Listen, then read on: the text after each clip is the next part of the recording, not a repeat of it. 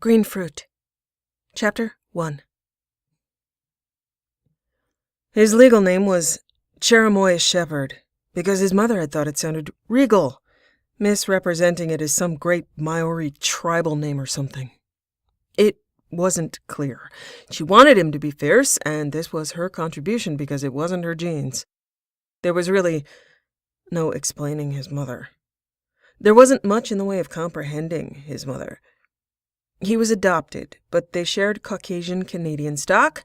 He was Army brat adjacent. She was a townie with an unknown source of income and a different last name from his. He grew up near Vancouver Base and signed up when he was 18. He had been appalled when he found out that Cheramoya did not mean fateful warrior, but that he was named after an unripe-looking, weird-ass green fruit. He'd never tried one. It seemed disrespectful. So most people knew him as Moya, and nobody called him Cheramoya.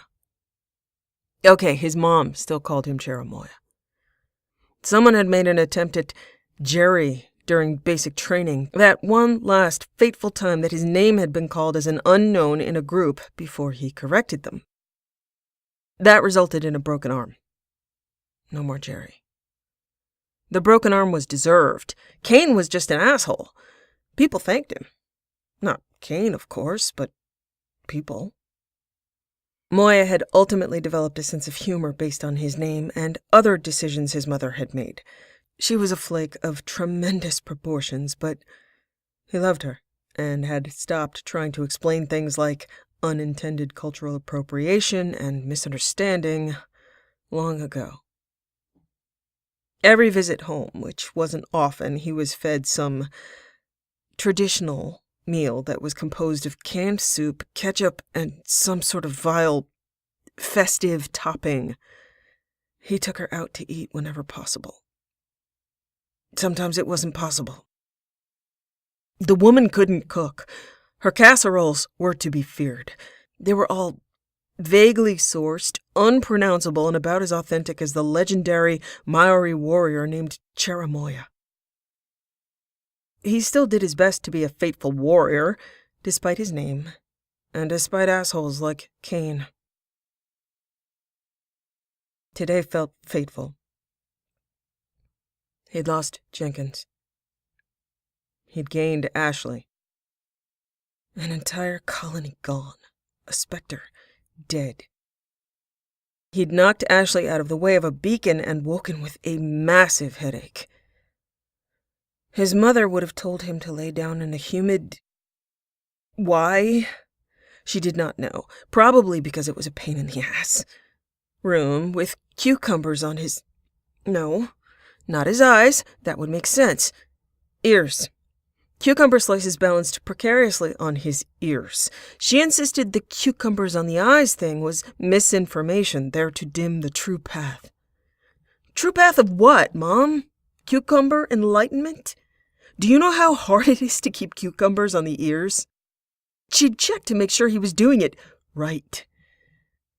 They'd get soggy. There was dripping. So headache and soggy and a vague fear of ear infections had been his fate.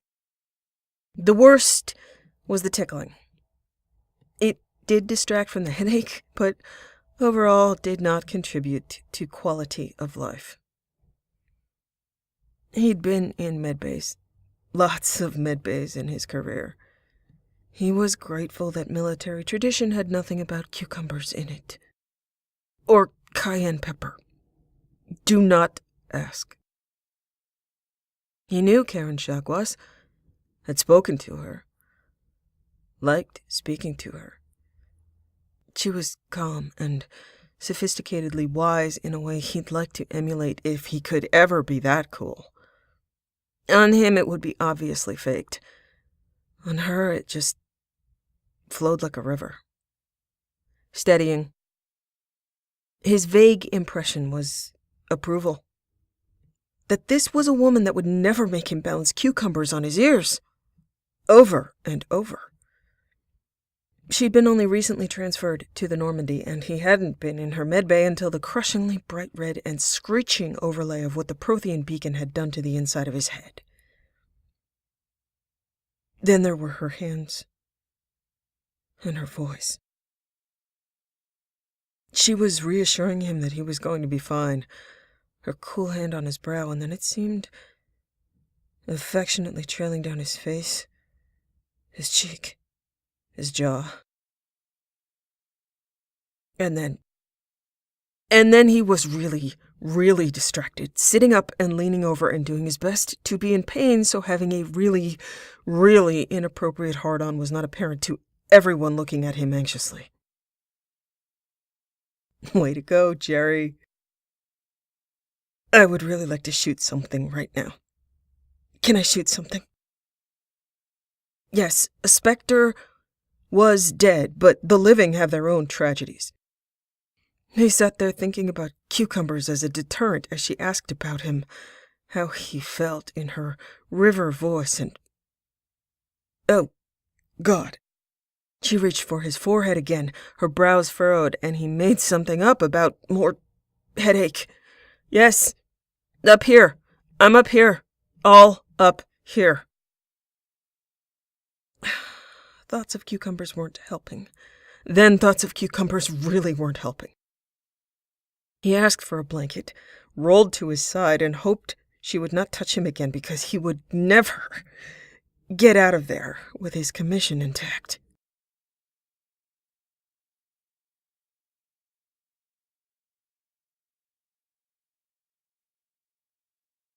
He avoided her. He didn't get injured. He very carefully did not get injured. Once he started thinking about her, he had an impossible time not thinking about her, and he hadn't noticed at all that Liara and Ashley seemed interested in him. What? No. Neither of them had river voices or hands. Shoot something. Now. He avoided her, but she sought him out after Vermeer. He was up.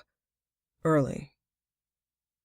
He was not admitting how early or that it was really late, staring at a cold cup of coffee. She moved to his side. Commander Shepard, I am so very sorry about the loss of Ashley Williams. Thank you, Dr. Chakwas. Please, call me Karin. All right. Will you call me Moya? Absolutely not. What? Why? Because you should be reminded, often, of your importance to the rest of us. The rest of us? What about you, Doc? She smiled, and her hand on his shoulder squeezed, and... Young man, you are important to me. It was the grief, or her hand on his shoulder, or just being an idiot. Could you change that to young, virile man? It would help me out. You can't be serious. Oh, I can be. I can be very serious.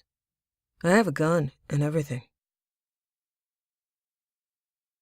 She bent and kissed the top of his head, laughed and moved along to her medbay, no doubt doing something cool and efficient and non-cucumber related, and he could not consider standing up for a long time. He felt better, that was for sure. She had effectively consoled him.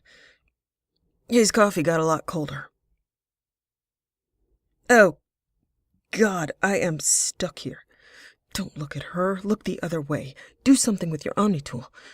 Do I look cool? Do I look stupid? I'm important to her.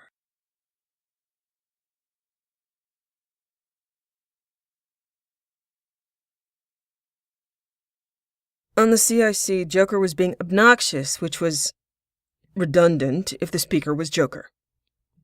So there, Commander. Looks like you got something for Dr. Chakwas. Is it that obvious? It's not supposed to be that obvious. Now I have to shoot you. You can't stop looking at her through the glass. It's like she's in a booth in Amsterdam. Ew! Commander Shepard, got a thing for the shock doc. Yeah, don't ever call her that again or mention Amsterdam, or she will be -1 patient. Right, I'm just saying you have good taste. Damned right I do.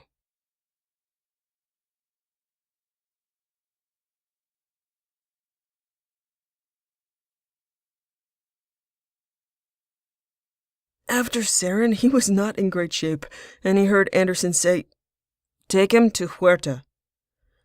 Moya was limping, but not about to miss this chance. "No, I'm going back to the Normandy." Anderson looked concerned. "Huerta's closer." Garrus said, "Huerta doesn't have Karin Chakwas." Moya mock growled, "Shut it, Torian traitor, and ow!" Tally said, "Do you want to lean on us on the way back in?" Garrus considered, "Will that make him look weak or brave?" Moya said, "Someone decide fast or I will faint, and I want to hopefully meet her eyes and look at her being all concerned." Anderson seemed slightly stunned. Moya said, "Ooh, I know. Bring the council to the medbay. Nothing's cooler than that. This is going to be great." Anderson opened his mouth and then closed it. Garrus said, "Don't worry, Anderson. We'll keep him alive. He just doesn't really want to be too alive just yet." Moya limped away, imbalanced between Garrus keeping him supported from one side and Tally from another, a lopsided pace set on the way back. Anderson blinked and then decided maybe he should start getting ready to clean up all the fallen everything. Okay.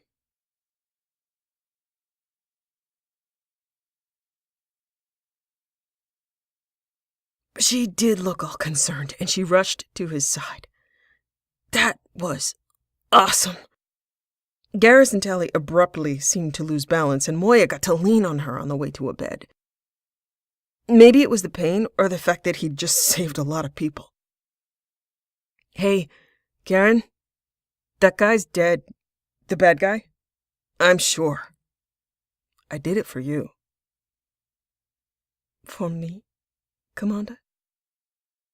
"Well, yeah, I mean, other people benefit, but mostly you."